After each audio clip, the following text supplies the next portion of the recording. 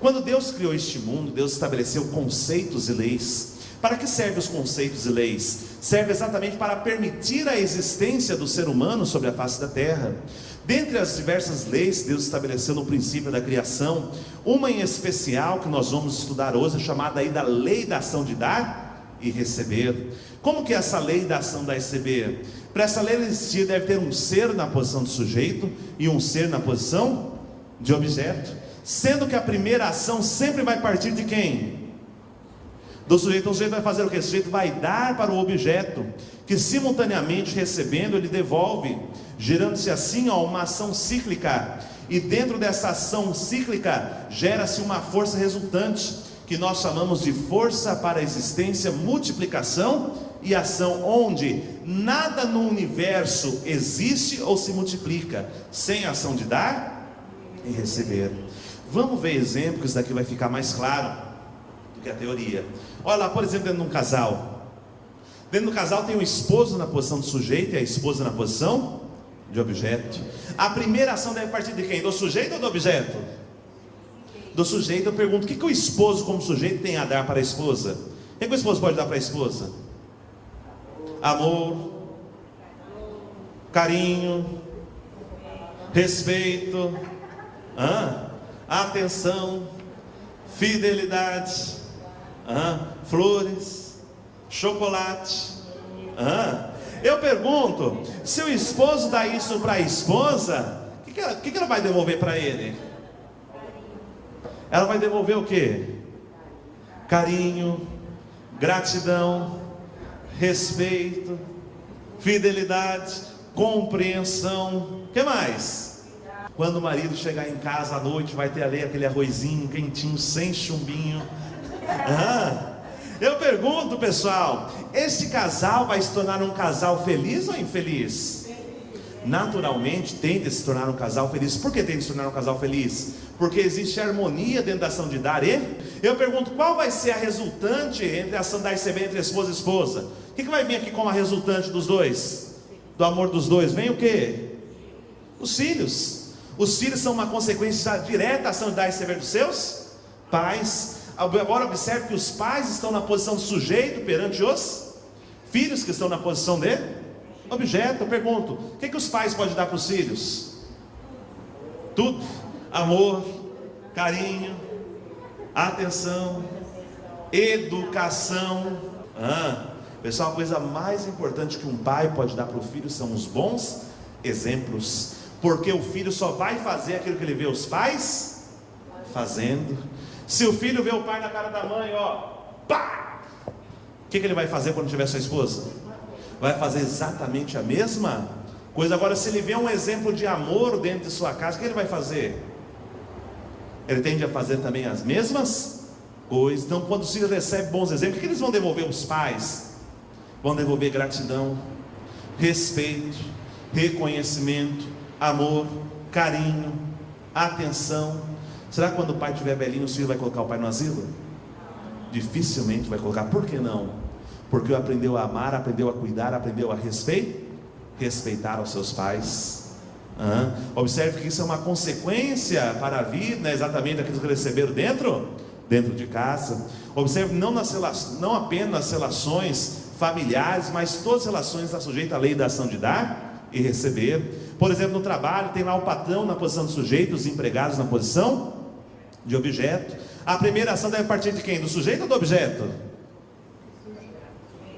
Do sujeito. O que o patrão como sujeito tem a dar para os empregados como objeto, para os colaboradores como objeto? O que ele pode dar? Primeiro, um bom salário. O que mais? Respeito. O que mais? Capacitação profissional. O que mais? Uma boa amizade. Registrar o funcionário. Eu pergunto, se o patrão fornece isso ao funcionário, o que o funcionário vai devolver para ele? Produção refere-se a quê para o patrão? Lucro?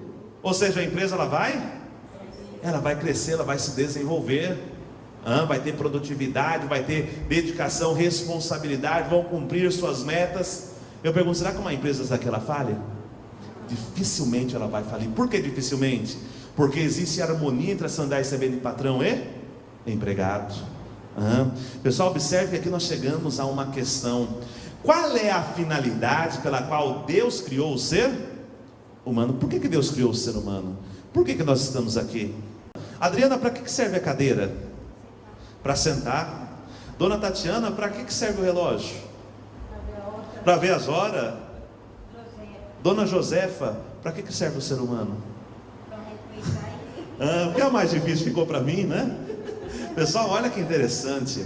Se você olhar todas as coisas que foram criadas, tudo foi criado com uma finalidade. Nada foi criado por acaso. Procura aqui nessa sala aqui uma coisa que não tem uma finalidade. Você consegue achar? Uma coisa que não tem uma finalidade? Tem? Será que alguma coisa aqui não tem finalidade? Tudo serve para alguma? Vamos expandir um pouco mais o leque. Procura em toda a criação de Deus. Existe alguma coisa que não tem uma finalidade? Aí a pessoa fala assim: o rato. Rato não serve para nada. Pessoal, mesmo o rato, mesmo a cobra tem uma finalidade. Deus também criou com um propósito, né? Você deixa o queijo lá, o rato vai lá e come, né? Não só isso, mas ele come o lixo, ele ajuda ali né? Na verdade, tudo foi criado com um porquê. Terá sido o ser humano o único ser criado por Deus sem ter uma finalidade? Naturalmente, o ser humano também foi criado com uma finalidade. A pergunta é: por quê? Por qual finalidade? Por que nós estamos aqui? Por que Deus nos criou? Veja lá, Deus criou o ser humano para que o ser humano entrasse numa ação de dar e receber para com Deus. Deus como sujeito e o ser humano como objeto. O que Deus como sujeito ele tem a dar para o ser humano? O que ele pode dar para o ser humano? Amor, a vida, inspiração, motivação, sabedoria, entendimento, discernimento, capacidade, saúde, felicidade. Deus dá tudo para o ser humano. O ser humano recebendo de Deus, o que ele deveria retornar a Deus? Gratidão, respeito, fidelidade, amor, carinho, beleza, reconhecimento. Observe que esse homem que estivesse nessa plena ação de dar e receber para com Deus, este homem aqui se tornaria um homem feliz ou infeliz? Naturalmente ele se tornaria um homem feliz. Mas eu pergunto: existe hoje um ser humano que ele é 100% feliz? Que não tenha problemas? Existe esse ser humano hoje? Todo mundo tem algum problema. Por que tem problema? Tem problema exatamente porque essa relação com Deus aqui, ela foi cortada quando o ser humano cometeu o pecado. Pessoal, vocês sabem qual é o significado da palavra religião? Alguém sabe o significado da palavra religião? Religião é uma palavra que vem do latim, significa o quê? Religar. Religar o quê? Religar o homem de volta? Por que precisa religar? Precisa religar porque essa ligação aqui, ela foi o quê? Porque ela foi cortada, ela foi desligada quando o ser humano cometeu o pecado. Quer um exemplo disso? Quem aqui já foi no interior? Acho que todo mundo já viu lá o pasto, né? Está querendo já voltar, né, dona Hilda?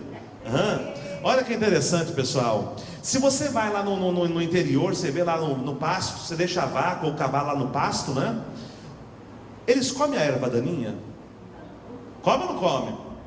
Eles sabem diferenciar aquilo que faz bem e aquilo que faz mal para ele. Sabe ou não sabe? Sabe. Pega o ser humano, coloca no meio do pasto, coloca lá no meio do mato. O que ele pega? Ele vai direto em cima do quê? Até de forma, né, vamos dizer assim, até meio com mapeado, né? Ele vai direto em cima da erva. É ou não é? Ele vai direto porque ele perdeu esse desligamento de Deus, fez o ser humano cair num estado, ele caiu num estado de ignorância, onde ele não conhece a Deus, onde ele não entende, né, a sua posição dentro da criação, onde ele não entende, ele perdeu o senso da criação e se tornou um ser humano ignorante, tanto dos aspectos externos, quanto também dos aspectos internos. Por isso, nesse momento, a necessidade da religião, para quê? Para religar esse homem de volta a Deus. Veja lá, Mateus 7,12, lei da ação da receber. Portanto, tudo que vós quereis que vos façam, fazei-lo também vós, porque esta é a lei e os profetas. Ou seja, você quer que a pessoa te faça o bem, você deve também fazer o bem. Se você plantar amor, você vai colher Amor, se você plantar abacaxi, você vai colher abacaxi. Cada um vai colher daquilo que plantar.